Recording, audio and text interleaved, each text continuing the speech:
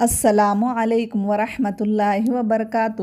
شب برات کی حقیقت۔ رسول اللہ صلی اللہ علیہ وسلم پر قرآن نازل ہوا۔ آپ نے پورا قرآن امت کو دیا۔ رسول اللہ صلی اللہ علیہ وسلم پر اللہ تعالیٰ نے جو احکامات نازل کیا، آپ نے تمام کے تمام احکامات امت کو سکھا دیے۔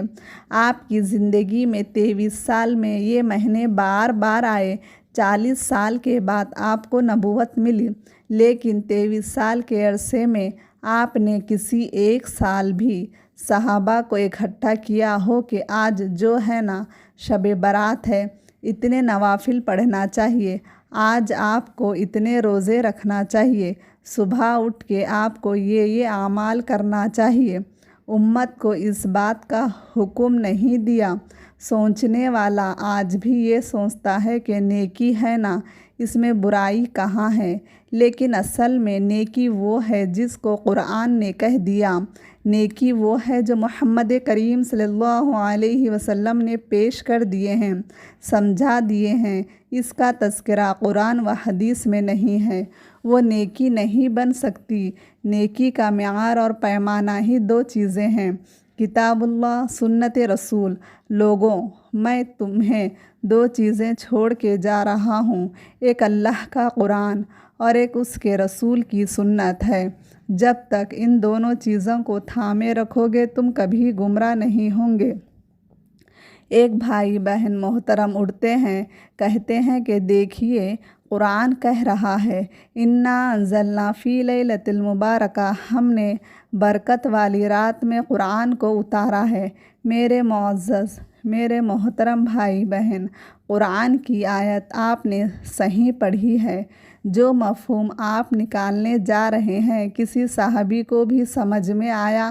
1,44,000 صحابہ حجۃ الوداع کے موقع پر تھے اور اللہ کے پیارے نبی صلی اللہ علیہ وسلم سب کو مخاطب ہو کر فرمایا، کیا میں نے پہنچا دیا؟ سب نے کہا، آپ نے اللہ کا دین ہمیں پہنچا دیا۔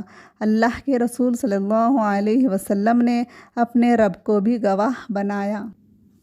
اللہ گواہ رہنا، میں نے سارا دین پہنچا دیا۔ آپ صلی اللہ علیہ وسلم نے تو دین سارا پہنچا دیا۔ اگر تو اس دین کے اندر اس بات کا تذکرہ ہے تو لوگوں کو یہ رخ دیا جائے کہ آپ نے یہ کرنا ہے، آپ نے وہ کرنا ہے، تو پھر تو ماننا چاہیے۔ جو مانتا نہیں وہ تو مجرم بنے گا اللہ تعالیٰ کے یہاں۔ لیکن جس چیز کو دین نے پیش نہیں کیا اس کو اپنے تجرباتی زندگی کو دلیل بنا کے میرے فلاں نے یہ کہا ہے، میرے بڑوں نے یہ کرا ہے اور فلاں کتاب میں لکھا ہے، جس کتاب کا تذکرہ جو ہے کرتے وقت بھی سوچنا پڑتا ہے، اس کو کتاب حدیث کی کہے یا تاریخ کی کہے یا حکمت کی کہے تو یہ ہمیشہ انسان تو اپنے آپ کو راہ راست سے دور رکھے گا، جو قرآن و سنت سے اعراض کرتے ہوئے کسی اور چیز کو پیمانہ بناتا ہے۔ اب قرآن مجید نے یہ فیصلہ کر دیا ہے، شہر رمضان الذی انزل فیہ القرآن، رمضان کا مہینہ وہ ہے جس میں قرآن کو نازل کیا گیا۔ انا انزلنا فی لیلۃ القدر، ہم نے قرآن کو نازل کیا لیلۃ القدر میں۔ انا انزلنا فی لیلۃ المبارکہ، ہم نے قرآن کو نازل کیا برکت والی رات میں۔